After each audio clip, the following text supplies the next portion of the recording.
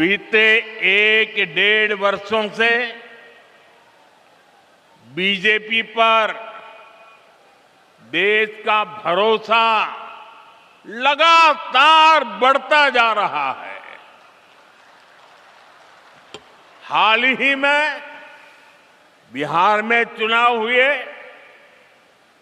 वहां 20 वर्ष बाद भी जनता ने बीजेपी को रिकॉर्ड वोट दिए हैं, रिकॉर्ड सीटें जिताई है।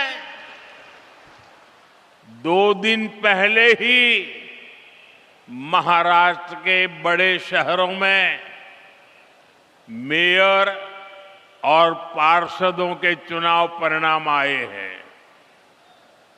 मुंबई,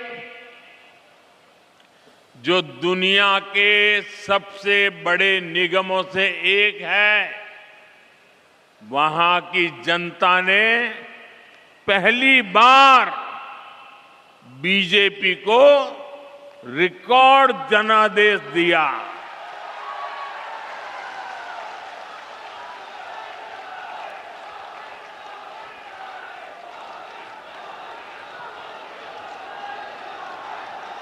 देखिए, जीत मुंबई में हो रही है, जश्न काजीरंगा में मनाया जा रहा है।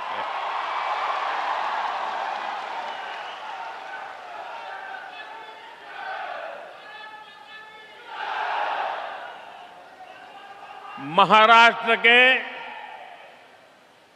अधिकतर शहरों की जनता ने बीजेपी को सेवा का अवसर दिया है। साथियों, इससे पहले दूर सुदूर दक्षिण में केरला की जनता ने बीजेपी को बहुत बड़ा समर्थन दिया है। वहां पहली बार बीजेपी का मेयर बना है। केरला की राजधानी तिरुवनंतपुरम में आज बीजेपी सेवा कर रही है। साथियों, बीते कुछ समय में जितने भी चुनाव परिणाम आए हैं, उनका जनादेश स्पष्ट है। देश का वोटर आज गुड गवर्नेंस चाहता है, विकास चाहता है। वो विकास और विरासत दोनों पर फोकस करता है। इसलिए वो बीजेपी को पसंद करता है।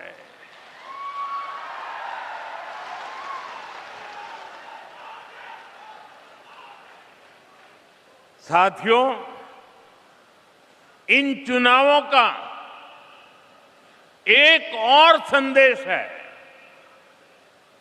कांग्रेस की नेगेटिव पॉलिटिक्स को देश लगातार नकार रहा है।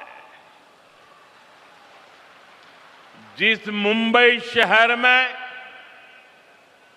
कांग्रेस का जन्म हुआ था, वहां वो आज 4थे या 5वें नंबर की पार्टी बन गई है।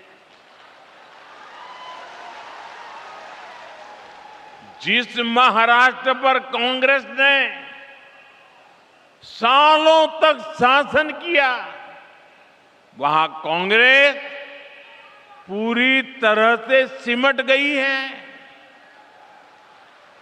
कांग्रेस देश का भरोसा खो चुकी है, क्योंकि कांग्रेस के पास विकास का कोई एजेंडा नहीं है। ऐसी कांग्रेस कभी असम का काजीरंगा का भी भला नहीं कर सकती। साथियों, काजीरंगा की सुंदरता के बारे में भारत रत्न डॉक्टर भूपेन हजारिका जी ने कहा था, आमार काजीरंगा धन्यो।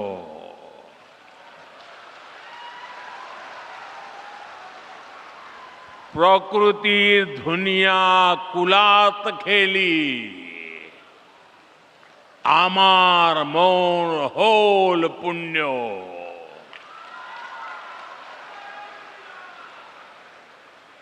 इन शब्दों में काजीरंगा के प्रति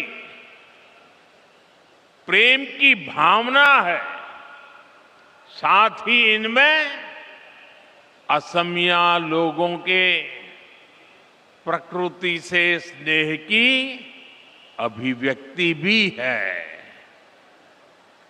काजीरंगा केवल एक नेशनल पार्क नहीं है, काजीरंगा तो असम की आत्मा है, आत्मा।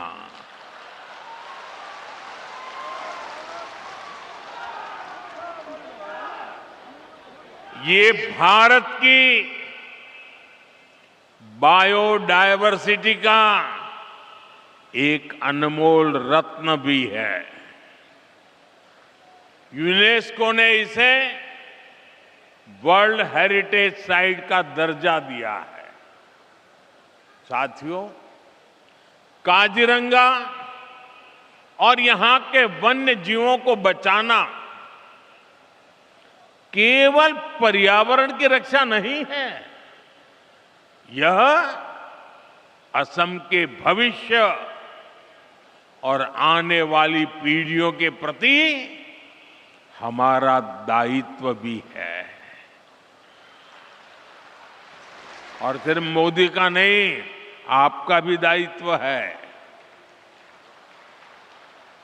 और इसी को ध्यान में रखते हुए आज असम की धरती से नए प्रोजेक्ट की शुरुआत हो रही है। इनका बहुत व्यापक प्रभाव होगा। मैं इन प्रोजेक्ट के लिए आपको बहुत बहुत बधाई देता हूं। साथियों, काजीरंगा एक सींग वाले राइनो का घर है। हर साल बाढ़ के समय जब ब्रह्मपुत्र का जलस्तर बढ़ता है, तब यही सबसे बड़ी चुनौती सामने आती है। तब वह वन्य जीव ऊंचे इलाकों की तलाश में निकलते हैं। इसी रास्ते में उन्हें नेशनल हाईवे पार करना पड़ता है। ऐसे समय में राइनो, हाथी और हिरण सड़क के किनारे फंस जाते हैं। हमारा प्रयास है कि सड़क भी चलती रहे और जंगल भी सुरक्षित रहे। इसी विजन के तहत कलियाबोर से नुमालीगढ़ तक लगभग 90 किलोमीटर लंबा कॉरिडोर तैयार किया जा रहा है। इस पर लगभग 7,000 करोड़ रुपए खर्च किए जाएंगे। इसमें लगभग 35 किलोमीटर लंबा एलिवेटेड वन्य जीव कॉरिडोर भी बनाया जाएगा। यहां गाड़ियां ऊपर से गुजरेगी और नीचे वन्य जीवों की आवाजाही बिना किसी बाधा के बनी रहेगी। एक सींग वाला राइनो हो, हाथी हो या बाघ, इनके पारंपरिक मूवमेंट रूट्स को ध्यान में रखकर डिजाइन को तैयार किया गया है। साथियों, ये कॉरिडोर ऊपरी असम और अरुणाचल प्रदेश की कनेक्टिविटी को भी बेहतर बनाएगा। काजीरंगा एलिवेटेड कॉरिडोर और नई रेल सेवाओं से असम के लोगों के लिए नई संभावनाएं तैयार होगी। मैं असम की जनता और देशवासियों को इन महत्वपूर्ण परियोजनाओं के लिए बधाई देता हूं। साथियों, जब प्रकृति सुरक्षित होती है तो उसके साथ अवसर भी पैदा होते हैं। पिछले कुछ वर्षों में काजीरंगा में पर्यटकों की संख्या में लगातार बढ़ोतरी हुई है। होम स्टे, गाइड सेवाएं, परिवहन, हस्तशिल्प और छोटे व्यवसायों के माध्यम से स्थानीय युवाओं को आय के नए साधन मिले हैं। साथियों, आज मैं असम के आप लोगों की, यहां की सरकार की एक और बात के लिए खास तौर पर तारीफ करूंगा। एक समय था जब काजीरंगा में राइनो के शिकार की घटनाएं असम की सबसे बड़ी चिंता बन चुकी थी।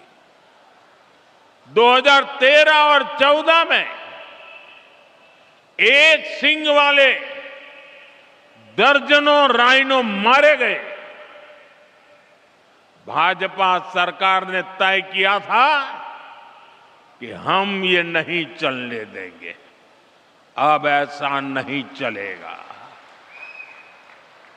हमने इसके बाद सुरक्षा व्यवस्था को नए सिरे से मजबूत किया।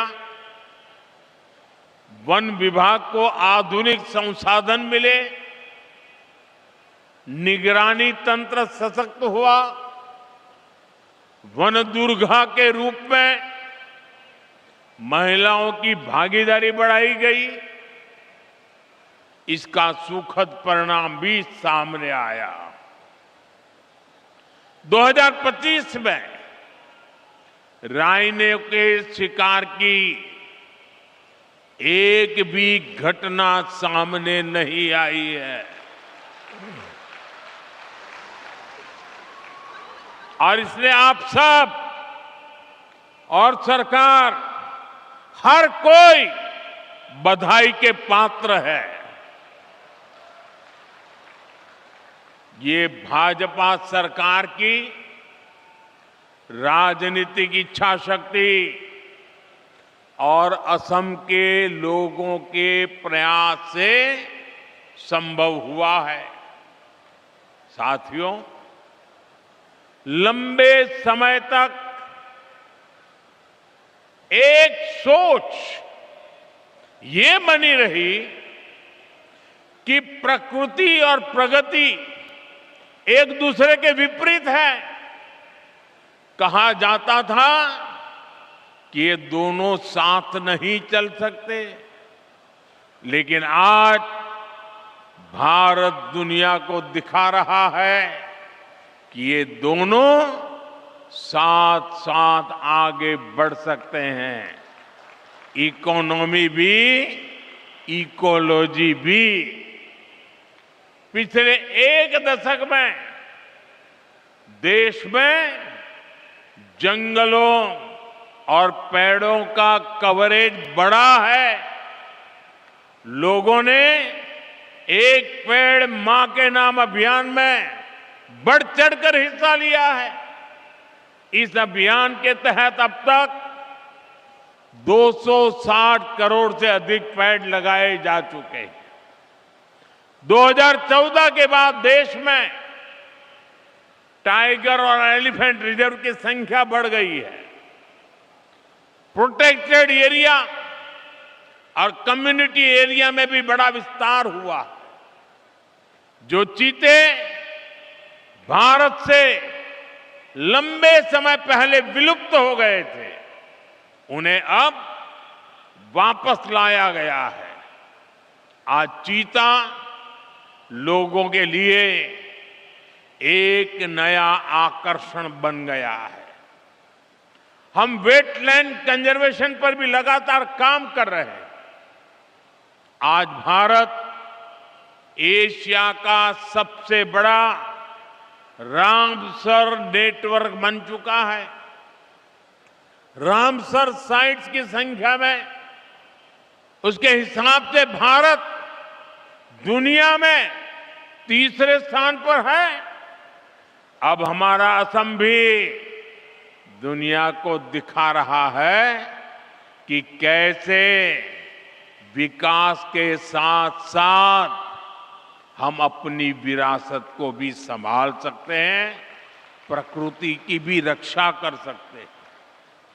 साथियों, नॉर्थ ईस्ट की सबसे बड़ी पीड़ा हमेशा दूरी की रही। दूरी दिलों की, दूरी स्थानों की। दशकों तक यहां के लोगों के महसूस होता रहा कि देश का विकास कहीं और हो रहा है और वे पीछे छूट रहे हैं। इसका असर केवल अर्थव्यवस्था पर नहीं पड़ा, बल्कि भरोसे पर भी पड़ा। इस भावना को बदलने का काम भाजपा ने किया। डबल इंजन की सरकार ने नॉर्थ ईस्ट के विकास को प्राथमिकता बनाया। रोडवेज, रेलवेज, एयरवेज, वाटरवेज के माध्यम से असम को जोड़ने पर एक साथ काम शुरू हुआ। साथियों, जब हम रेल कनेक्टिविटी बढ़ाते हैं तो इसका फायदा सामाजिक और आर्थिक दोनों स्तरों पर होता है। इसलिए नॉर्थ ईस्ट के लिए कनेक्टिविटी का विस्तार बहुत महत्वपूर्ण है।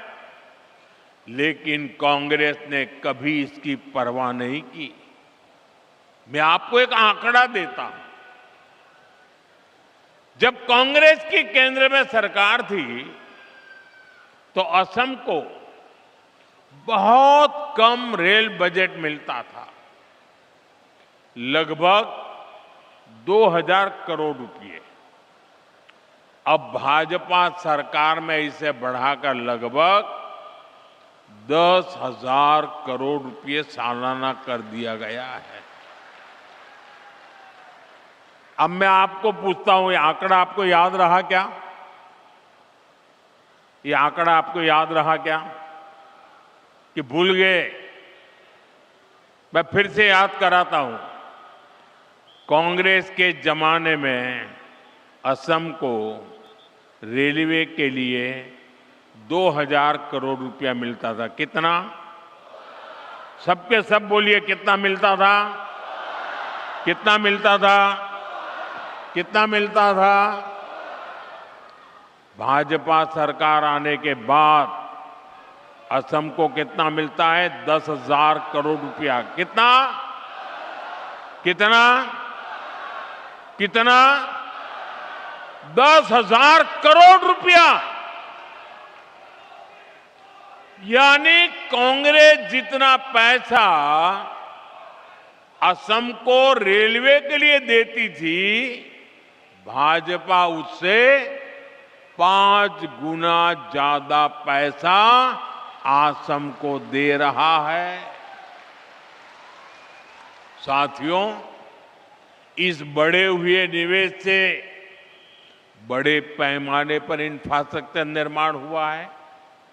नई रेल लाइनें बिछाने से, दोहरीकरण और इलेक्ट्रिफिकेशन होने से रेलवे की क्षमता बढ़ी है, लोगों के लिए सुविधाएं बढ़ी हैं।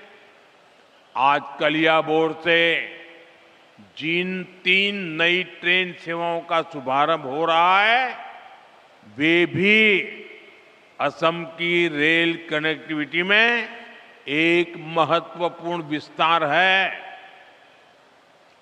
वंदे भारत स्लीपर ट्रेन गुवाहाटी को कलकत्ता से जोड़ेगी। यह आधुनिक स्लीपर ट्रेन लंबी दूरी की यात्रा को और अधिक आरामदायक बनाएगी। इसके साथ ही 2 अमृत भारत एक्सप्रेस ट्रेनों की शुरुआत की जा रही है। इन ट्रेनों के रास्ते में असम, पश्चिम बंगाल, बिहार और उत्तर प्रदेश के कई महत्वपूर्ण स्टेशन शामिल हैं, जिससे लाखों यात्रियों को सीधा लाभ मिलेगा। ये ट्रेनें असम के व्यापारियों को नए बाजारों से जोड़ेगी, छात्र शिक्षा के नए अवसरों तक आसानी से पहुंच सकेंगे और असम के लोगों के लिए देश के अलग अलग हिस्सों में आना जाना सरल हो जाएगा। कनेक्टिविटी का ये विस्तार भरोसा पैदा करता है कि नॉर्थ ईस्ट अब विकास के हाशिए पर नहीं है। नॉर्थ ईस्ट अब दूर नहीं रहा। नॉर्थ ईस्ट अब दिल के भी पास है, दिल्ली के भी पास है। साथियों, आज आपके बीच असम के सामने मौजूद एक बड़ी चुनौती की भी चर्चा आवश्यक है। ये चुनौती है असम की पहचान बचाने की, असम की संस्कृति बचाने की। आप मुझे बताइए, असम की पहचान बचनी चाहिए कि नहीं बचनी चाहिए? ऐसा नहीं सबके सब जवाब दो। असम की पहचान बचनी चाहिए कि नहीं बचनी चाहिए? आप सबकी पहचान बननी चाहिए कि नहीं बननी चाहिए? आपके पूर्वजों की विरासत बचनी चाहिए कि नहीं बचनी चाहिए? आज असम में बीजेपी सरकार जिस प्रकार घुसपैठ से निपट रही है, जिस प्रकार हमारे जंगलों को, ऐतिहासिक सांस्कृतिक स्थलों को, आप लोगों की जमीनों को अवैध कब्जों से मुक्त कर रही है, उसकी आज बहुत प्रशंसा हो रही है। ये सही हो रहा है कि नहीं हो रहा है? ये होना चाहिए कि नहीं होना चाहिए? ये आपके भले के लिए है कि नहीं है? लेकिन आप जरा ये भी सोचिए साथियों कि कांग्रेस ने असम के साथ क्या किया।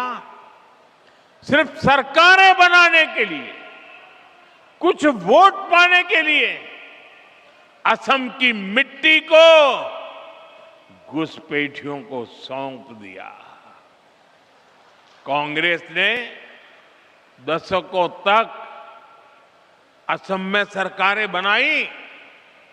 इस दौरान लगातार घुसपैठ बढ़ती गई। और इन लोगों ने, घुसपैठियों ने क्या किया? इनको असम के इतिहास, यहां की संस्कृति, हमारी आस्था से कोई सरोकार नहीं था। इसलिए उन्होंने जगह जगह कब्जे किए। घुसपैठ के कारण एनिमल कॉरिडोर के कब्जे हुए, अवैध शिकार को बढ़ावा मिला, तस्करी और अन्य अपराध भी बढ़े। साथियों, ये घुसपैठिए आबादी का संतुलन बिगाड़ रहे हैं, हमारी संस्कृति पर हमले कर रहे हैं, गरीब का, नौजवान का रोजगार छीन रहे हैं, आदिवासी क्षेत्रों में धोखे से लोगों की जमीन पर कब्जा कर रहे हैं। ये असम और देश की सुरक्षा दोनों के लिए बहुत बड़ा खतरा है। साथियों, कांग्रेस से आपको बहुत सावधान रहना है। कांग्रेस की एक ही नीति है, घुसपैठियों को बचाओ, घुसपैठियों की मदद से सत्ता पाओ। पूरे देश में कांग्रेस और उसके साथी यही कर रहे हैं। बिहार में भी इन्होंने घुसपैठियों को बचाने के लिए यात्राएं निकाली, रैलियां निकाली, लेकिन बिहार की जनता ने कांग्रेस का सुपड़ा साफ कर दिया। अब असम की जनता की बारी है। मुझे विश्वास है असम की धरती से भी कांग्रेस को करारा जवाब मिलेगा। साथियों, असम का विकास पूरे नॉर्थ ईस्ट के विकास के लिए नए दरवाजे खोल रहा है। असम एक्ट ईस्ट पॉलिसी को दिशा दे रहा है। जब असम आगे बढ़ता है तो नॉर्थ ईस्ट आगे बढ़ता है। जब नॉर्थ ईस्ट आगे बढ़ता है तो हिंदुस्तान आगे बढ़ता है। हमारे प्रयास और असम के लोगों का भरोसा पूरे नॉर्थ ईस्ट को नई ऊंचाइयों तक ले जाएगा। इसी विश्वास के साथ एक बार फिर आप सभी को आज की परियोजनाओं की बहुत बहुत बधाई देता हूं। मेरे साथ बोलिए, भारत माता की